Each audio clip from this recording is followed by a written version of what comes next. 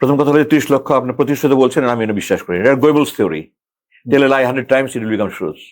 এটা কোনো প্রমাণ নাই। 3 লক্ষ নয় এটা ফিগারটা। আওয়ামী লীগ সবসময় মানুষের আবেগ নিয়ে রাজনীতি করেছে। আওয়ামী লীগ সবসময় মানুষের আবেগকে পুঁজি করে রাজনীতি করেছে। আমি নীতিগতভাবে ওনাকে বঙ্গবন্ধু বলি না। আমি টাইটেলটা তো আনুষ্ঠানিকভাবে কোথাও ভোটের মাধ্যমে দেওয়া হয়নি ওনাকে। 7ই মার্চে এটা তো সংগ্রামের কথা বলেছেন, উনি স্বাধীনতার ঘোষণা তো দেননি। এই জন্য আমি কিন্তু রাজনীতিতে খুব বেশি মানে পলিটিক্যাল কালচার খুব বেশি উন্নয়ন হয়েছে বলে স্পষ্টত আপনি মনে করছেন, এটা আমরাও মনে করি। আপনার কাছে আমি জুলাই নিয়ে আরো অনেক প্রশ্ন আছে। এর আগে আপনি যেহেতু 1971 সাল নিয়ে একটা বিষয় এসেছিল, আপনি আওয়ামী লীগকে বলছিলেন যে তারা বাংলাদেশপন্থী নয়। আমি সেই জায়গাতে যদি একটু ইয়ে করি, আজকে 16ই আগস্ট 2026, গতকালকে 15ই আগস্ট গেছে, বঙ্গবন্ধুর মৃত্যু দিবস ছিল। আমি নীতিগতভাবে ওনাকে বঙ্গবন্ধু বলি না। আমি আচ্ছা, আমি বঙ্গবন্ধু বলি না। এটা টাইটেলটা তো আনুষ্ঠানিকভাবে কোথাও ভোটের মাধ্যমে দেওয়া হয়নি ওনাকে, কিন্তু ওনাকে তোফায়েল আহমেদ দিয়েছিলেন, তোফায়েল আহমেদ দিয়েছিলেন এবং মানুষ এটা তখন ওই অবস্থা গ্রহণ করেছিল। উনি কি 72-75 উনি বাংলাদেশের বন্ধু হিসেবে প্রমাণ করেছেন নিজেকে? আমি আপনাকে 100টা লিস্ট দিব উনি কি অপকর্ম করেছেন, উনি দেশের বিরুদ্ধে কি ক্ষতিকর করেছেন। উনি দেশটাকে তো ওনার সুযোগ ছিল একটা অবিসংবাদিত নেতা হয়ে, উনি মানুষ পূজা করতো ওনাকে, যদি উনি ওই সময় জাতিকে ঐক্যবদ্ধ করে নিয়ে আগাতে পারতেন। 1971 সাল তো ওনার নেতৃত্বেই তো উনি তো স্বাধীনতা ঘোষণা দেননি, আমার কোনো প্রমাণ নেই। উনি তো নিজে নিরাপদে চলে গেছেন। 7ই মার্চে এটা তো সংগ্রামের কথা বলেছেন, উনি স্বাধীনতার ঘোষণা তো দেননি। স্বাধীনতার ঘোষণা দিলেন 7 মার্চ থেকে 23 মার্চ পর্যন্ত মুক্তির সংগ্রাম বলেছেন উনি, কিন্তু উনি যে এটা বাংলাদেশ একটা স্বাধীন দেশ এই রাষ্ট্র ঘোষণা তো দেননি। উনি দিয়েছেন আমি বাংলাদেশ স্বাধীনতা ঘোষণা করলাম। সংগ্রাম একদিন, সংগ্রাম তো আপনার 69 সময় সংগ্রাম হয়েছে, আইয়ুব বিরোধী সংগ্রাম হয়েছে, এরা পরে ইয়াহিয়া বিরোধী সংগ্রাম হয়েছে, কিন্তু ঘরে ঘরে দুর্গ গড়ে তুলো। হ্যাঁ, ঘরে ঘরে দুর্গ তুলো, এটা তো আমি মনে করি একটা পলিটিক্যাল স্টান্স ছিল। আপনি কি নিয়ে দুর্গ করবেন? আপনার ট্যাঙ্কের বিরুদ্ধে আপনি বাঁশের লাঠি নিয়ে যুদ্ধ করার জন্য যে সেনাপতি ডাক দেয়, যার যাই আছে তা নিয়ে প্রস্তুত থাকে। হ্যাঁ, তো এটা তো এগুলি তো একটা আহ্বান হতে পারে একটা আন্দোলনের জন্য, কিন্তু স্বাধীনতার ঘোষণা তো নয়। যদি আপনি স্বাধীনতার ঘোষণা 7 তারিখে দিয়ে থাকেন, তাহলে আপনি 23 তারিখ পর্যন্ত ভুট্টো ইয়াহিয়ার সাথে মিটিং কেন করলেন? আমাকে একটা জবাব দেন। শেখ সাহেব 23শে মার্চ পর্যন্ত ইন্টারকনে মিটিং করেছে। ওয়াই? সাবজেক্ট হয়তো বাংলাদেশকে সেপারেশনের জন্য। এটা তো কোনো ডকুমেন্ট নাই, আপনি তো অনুমান করছেন, তাই না? উনি অবিসংবাদিত পাকিস্তানের প্রধানমন্ত্রী হয়েছিলেন, প্রধানমন্ত্রী হতে চেয়েছিলেন, এর কোনো সন্দেহ নাই।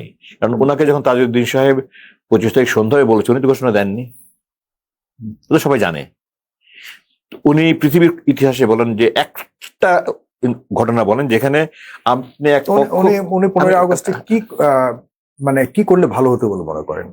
15 আগস্ট না, 7ই মার্চ না, 25শে মার্চে। সরি, হ্যাঁ, 25শে মার্চের আগে 25শে মার্চ রাতে কি করলে ভালো হতো? আপনি ওনার অসমাপ্ত আত্মজীবনী বইটা পড়েছেন? ওনাকে সফিউল্লাহ বলেছিলেন তৎকালীন সময় যে আপনি জানলা দিয়ে পালিয়ে যান, উনি জাননি। এগুলোর অনেক কিছুই আছে। অনেকে এক পক্ষ বলে, একজনের স্টেটমেন্ট দিয়ে আমি কখনো কোনো কিছু গ্রহণ করি না। কিন্তু আমি আপনাকে এটা বলি, আপনি কি ওনার বই, ওনার লেখা বই? আমি পুরোপুরি আচ্ছা, ওটার মধ্যে ওনার নিজের বর্ণনায় আছে উনি অনেকবার গ্রেফতার এড়ানোর জন্য পালিয়ে গেছেন। ঠিক আছে, চলন্ত ট্রেন থেকে নেমেছেন, চলন্ত ট্রেন থেকে উঠেছেন, তৎকালীন পশ্চিম পাকিস্তান থেকে উনি ভারত হয়ে বাংলাদেশে এসছেন, মানে তৎকালীন পূর্ব পাকিস্তানে এসছেন, উনি লঞ্চ ঘাটে পালিয়েছেন, এরকম 3 তলা থেকে লাফ দিয়ে পড়ে পালিয়েছেন, এরকম কয়েকটা ঘটনা ওনার নিজের বর্ণনায় আছে। ছোটখাটো গ্রেফতার এড়ানোর জন্য উনি পালিয়েছেন। যেখানে উনি স্বাধীনতার ডাক দিয়েছেন, পৃথিবীর ইতিহাসে এমন কেউ আছে যে আপনি এক পক্ষ আমি এক পক্ষ, আমি সেনাপতি হিসেবে ঘোষণা করলাম যে আমি দেশ স্বাধীন ঘোষণা করলাম করে আমি বসে থাকলাম বাসায়, আপনি এসে আমাকে গ্রেফতার করে নিয়ে যাবেন। উনি সব নেতাদেরকে বলেছে তোমরা ভেগে যাও, বলেননি উনি? উনি কেন চলে গেলেন না? উনি কেন থাকাটা কি বিরক্ত মনে না? পৃথিবীর ইতিহাসে এমন বহুত স্বাধীনতা সংগ্রামী আছে যারা পালিয়ে থেকে করেছে।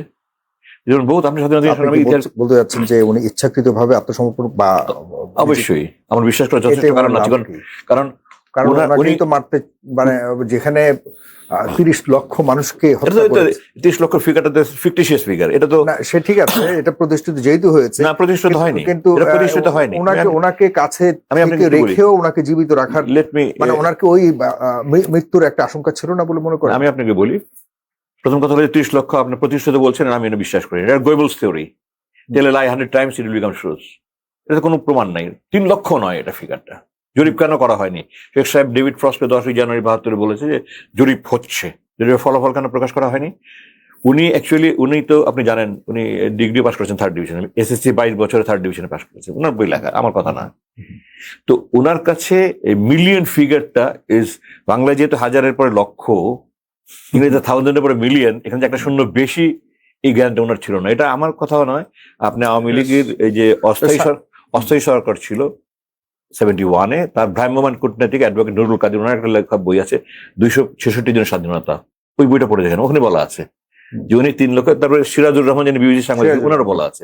এটাকে 30 লক্ষ বলাটা আমি মনে করি ইতিহাসের অপপ্রচার।